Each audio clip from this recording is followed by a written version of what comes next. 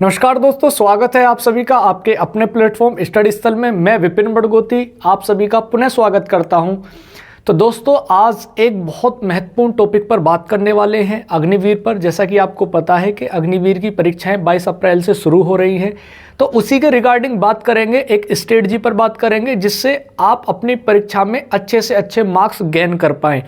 यानी अगर जो मैं आपको बताने वाला हूं, अगर आपने उस पैटर्न को इम्प्लीमेंट कर लिया तो ये समझिए कि आपके 45 प्लस स्कोर हो जाएगा। यानी 45 प्लस स्कोर का मतलब है कि 45 प्लस क्वेश्चन आपके बन जाएंगे परीक्षा में। मैं बात कर रहा हूं जीडी की, ट्रेड्समैन की और आपके क्लर्क की। बाकी इनके जो क्वेश्चन के नंबर्स होते हैं यानी जो मार्क्स होते हैं वो अलग अलग हैं। लेकिन जो मैं आपको टॉपिक बताने वाला हूं ना, अगर आपने अंतिम दिनों में ये टॉपिक तैयार कर लिए तो आपकी परीक्षा को क्वालिफाई करने से कोई भी नहीं रोक सकता। तो ज्यादा देर ना करते हुए सीधा टॉपिक पर चलते हैं, वहीं बात करने वाले हैं सारी चीजों को एक एक करके। सबसे पहले देखो, यहां अगर आप देखेंगे तो यहां मैंने सबसे पहले लिखा है कि अंतिम 20 दिनों की रणनीति। जी हां, बिल्कुल 20 दिन अगर आपने अच्छे से ये तैयार कर लिए तो ये समझ लीजिए आपकी परीक्षा को कोई भी नहीं रोकेगा क्वालिफाई करने से। दूसरा, ये वाले टॉपिक तैयार कर लो और 45 प्लस क्वेश्चन आप यहां आराम से बना सकते हो। अगर आपको ये विश्वास नहीं होता तो चलते हैं, देखते हैं जी कौन कौन से टॉपिक हैं। सबसे पहले current affair plus static GK. जी हां, करंट अफेयर अगर स्टैटिक जीके की बात करोगे तो आप यहां से देखोगे कि परीक्षा में सबसे ज्यादा प्रश्न पूछे जाते हैं जो कि समसामयिक चर्चाओं में बने रहते हैं। जैसे मैं बात करूं संवैधानिक पद अधिकारी, संवैधानिक पद अधिकारी जैसे भारत के राष्ट्रपति कौन है, उपराष्ट्रपति कौन है, ठीक है, महान्यायवादी कौन है, दूसरा हमारे जो सीजेआई है वो कौन है, चुनाव आयुक्त कौन है, ठीक है, जनरल आयुक्त कौन है, सीडीएस कौन है, ठीक है, मुख्य सेना अध्यक्ष कौन है, वायु सेना अध्यक्ष कौन है। तो इन सब से भी प्रश्न आपके परीक्षा में बनते हैं और एक नंबर पूरा पूरा यहां से पूछा जाता है। सेकंड में वर्तमान में कौन क्या है, यानी वर्तमान में अगर किसी की नई नियुक्ति हुई है, नया कोई अध्यक्ष चुना गया है, जैसे विश्व बैंक की बात कर सकता है वो, और आपके अंतर्राष्ट्रीय मुद्रा कोष की बात कर सकता है, या और किसी संस्था की बात कर सकता है जिसकी अभी हाल ही में नियुक्ति हुई है। तीसरा, अगर मैं बात करूं राज्य के मुख्यमंत्री एवं राज्यपाल, देखो यहां से आपकी परीक्षा में प्रश्न पूछा जाता है। अगर मैं बात करूं अग्निवीर में, भाई जितने भी आपके राज्य हैं उनकी आपको राजधानी पता होनी चाहिए, उनके मुख्यमंत्री और उनके राज्यपाल। अगर आप हिंदी भाषी क्षेत्र हैं तो आप क्या करें, राज्यपाल केवल जो हिंदी क्षेत्र है, जो हिंदी पट्टी है वहां के याद कर ले। राजधानी आपको सभी की पता होनी चाहिए और वहां के मुख्यमंत्री आपको सभी के पता होने चाहिए। अगर मैं बात करूं पहला टॉपिक संवैधानिक पद अधिकारी, दूसरा वर्तमान में कौन क्या है, राज्यों के मुख्यमंत्री राज्यपाल। अगली बात, प्रमुख बैंकों के हेडक्वार्टर और उनके सीईओ। यानी अब प्रमुख बैंक जैसे आपका एसबीआई बैंक है, ठीक है, दूसरा आपका पीएनबी बैंक है, एक्सिस बैंक है, आईसीसीआई बैंक है, ठीक है, एचडीएफसी बैंक है। इनके प्रमुख हेडक्वार्टर जैसे एसबीआई का मुंबई है, पीएनबी का नई दिल्ली है, इनके जो प्रमुख है वो कौन है, ठीक है। जैसे आरबीआई की बात करें कि आरबीआई का मुख्यालय कहां है, आरबीआई के अध्यक्ष कौन है, जैसे शशिकांत दास। तो ये सारी चीजें आपको पता होनी चाहिए और उनके सीईओ। आगे बात करें सैन्य अभ्यास एवं ऑपरेशन, यानी जो भारतीय सेना है उनके बीच में, और जैसे हमारी तीनों सेनाएं उनके बीच में भी अभ्यास होते हैं, हमारे देश के अन्य देशों के साथ अभ्यास होते हैं, ठीक है। और ऑपरेशन यानी भारतीय सेना के द्वारा जो चलाए गए ऑपरेशन है, वहां से भी आपकी परीक्षा में प्रश्न बनता है। और मैं आपको आश्वस्त कर रहा हूं, अगर आपने करंट अफेयर के ये 5 से 6 टॉपिक तैयार कर लिए तो मैं आपको बता दे रहा हूं कि जो भी करंट अफेयर से प्रश्न बनते हैं तो वो आपका एक भी प्रश्न परीक्षा में गलत नहीं होगा। आगे चलते हैं सेकंड, अब बात करेंगे जनरल नॉलेज और स्टैटिक जीके। यहां कौन कौन से टॉपिक हैं, तो सबसे पहले महाद्वीप। महाद्वीप कैसे, यानी जैसे आपके टोटल 6 महाद्वीप है, सबसे बड़ा महाद्वीप कौन सा है, सबसे छोटा महाद्वीप कौन सा है, भारतीय उप महाद्वीप किसको कहते हैं, भारतीय उप महाद्वीप में कौन कौन से देश आते हैं, ठीक है, ये सारी बातें। दूसरा, देश जितने भी देश है, प्रमुख देश, उनकी राजधानी। भाई जो प्रमुख देश है जैसे एशिया के प्रमुख देश, उनकी राजधानी, उनकी जो संसद है, जैसे हमारी भारत की जो संसद है, तो जैसे पार्लियामेंट, अलग अलग देशों की पार्लियामेंट का नाम अलग अलग है, जैसे हमारे यहाँ संसद कहा जाता है, कहीं पर कुछ अलग कहा जाता है। दूसरा, सभी देशों की क्या है, मुद्रा, जो प्रमुख देश है उनकी मुद्रा यानी करेंसी, जैसे भारत की रुपया है, जैसे भूटान की निगुल ट्रम है, नेपाल की नेपाली रुपया है ना, इस तरीके से। आगे बात करूं महासागर। महासागर कैसे, जैसे सबसे बड़ा महासागर कौन सा, प्रशांत महासागर। टोटल महासागर कौन से हैं, जैसे 5 महासागर हैं। उसके बाद नदियां, सबसे बड़ी नदी भारत की कौन सी? गंगा नदी। विश्व की सबसे बड़ी नदी नील नदी। फैलाव में सबसे बड़ी नदी अमेजन नदी। इस प्रकार से नहरें, जैसे सबसे लंबी नहर भारत की कौन सी है ना। उसके बाद झीलें, जो प्रमुख झीलें हैं भारत की या विश्व की प्रमुख झीलें, उन टॉपिकों को आप तैयार करेंगे, ठीक। उसके बाद मरुस्थल, जैसे विश्व का सबसे बड़ा मरुस्थल सहारा मरुस्थल। भारत के अंतर्गत कौन कौन से मरुस्थल आते हैं? शीत मरुस्थल कौन सा है? ग्रीष्म मरुस्थल कौन सा है? उसके बाद पर्वत हैं, चोटियां हैं, ठीक है। और जो प्रमुख द्वीप हैं, जैसे सबसे बड़ा द्वीप ग्रीनलैंड द्वीप है, या प्रमुख द्वीप जैसे नदी द्वीप आपका मांजुली द्वीप हो गया, ऐसे द्वीप से भी आपका प्रश्न बनता है। और मैं आपको आश्वस्त कर रहा हूं, अगर ये जो मैंने टॉपिक लिखे बहुत ही रिसर्च के आधार पर लिखे, आप एक बार इनको तैयार करो। अगर यहां से प्रश्न नहीं बनते तो आप मुझे जो कमेंट में चाहे वो लिख देना, लेकिन मेरे कहने से आप एक बार इन टॉपिकों को तैयार कर लो। आप देखेंगे देश है, देश में जो प्रमुख शहर हैं उनके जो उपनाम है, जैसे मैं बात करूं जयपुर को पिंक सिटी कहा जाता है। जैसे अलग अलग देश है, जैसे मिस्र को अलग कहा जाता है, यानी म्यांमार को अलग कहा जाता है। बहुत सारे अलग अलग देश हैं, उनके उपनाम है। तो आप ये भी क्या कर सकते हो, इनको तैयार कर सकते हो। आगे अलग चलते हैं, आगे नेक्स्ट टॉपिक।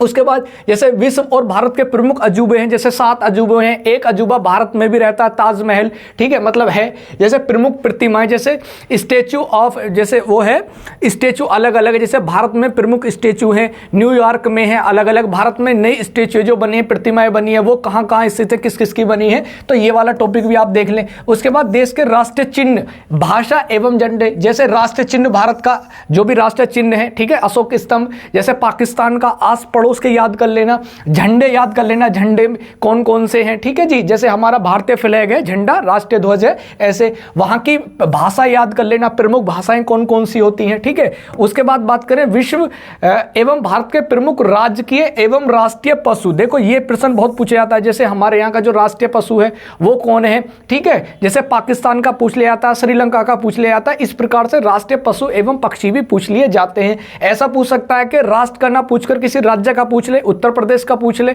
या बिहार, महाराष्ट्र, गुजरात का पूछ ले, तो यह भी पूछा जा सकता है, इंपॉर्टेंट है। उसके बाद विश्व एवं भारत की प्रमुख जनजाति एवं उनके त्योहार, जैसे किस राज्य में कौन सी जनजाति रहती है, कौन सी जनजाति कौन सा प्रमुख त्योहार अपनाती है ना। तो इस प्रकार से भी ये आपका टॉपिक तैयार कर लेना। लगभग 5 से 6 टॉपिक आपके ये हैं, ठीक है। और ये वो टॉपिक है जहां से आपकी परीक्षा में प्रश्न बनता ही बनता है, मैं ये आपको बता रहा हूं पक्का करके, ठीक है। यहां से बनना ही बनना है।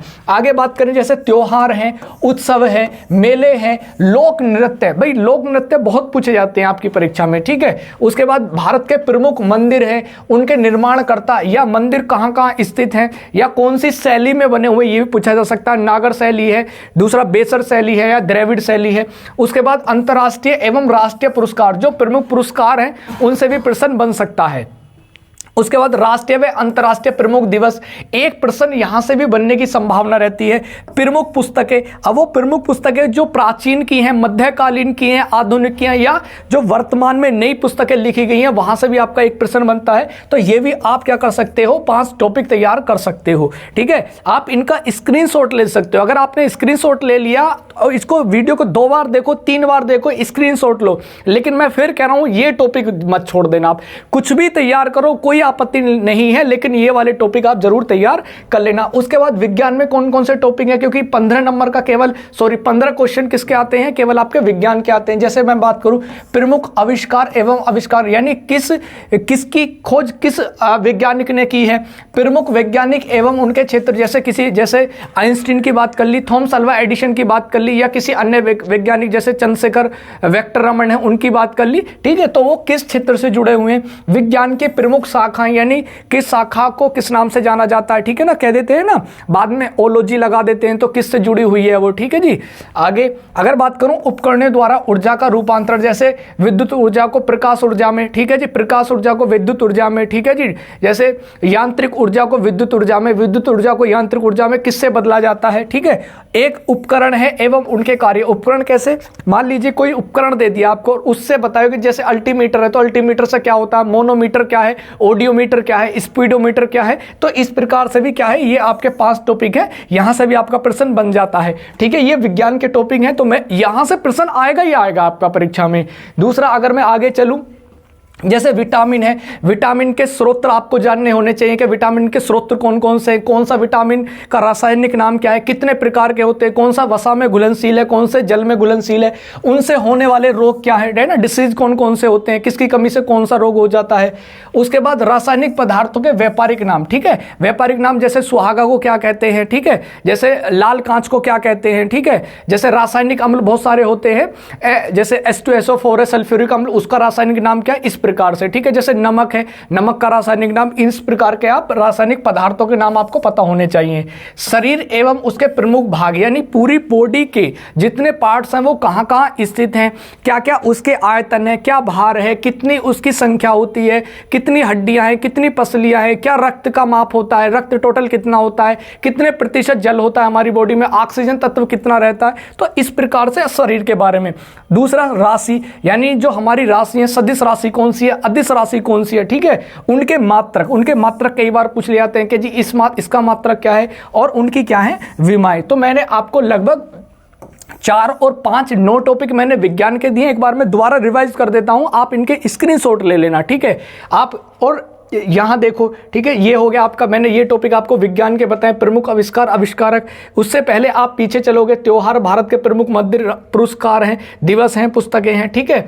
उसके बाद आप देखोगे अजूबे हैं, प्रतिमाएं हैं, भाषा, झंडे, चिन्ह हैं, ठीक है, राज्य के एवं राष्ट्रीय पशु पक्षी हैं। उसके बाद प्रमुख जनजाति एवं उनके त्योहार हैं, महाद्वीप है, महासागर है, मरुस्थल है, देश शहर में उनके उपनाम है, ठीक है। और उसके बाद संवैधानिक पद अधिकारी, करंट अफेयर, वर्तमान में कौन क्या है, राज्य के मुख्यमंत्री, प्रमुख बैंकों के हेडक्वार्टर व उनके सीईओ, सैन्य अभ्यास एवं ऑपरेशन।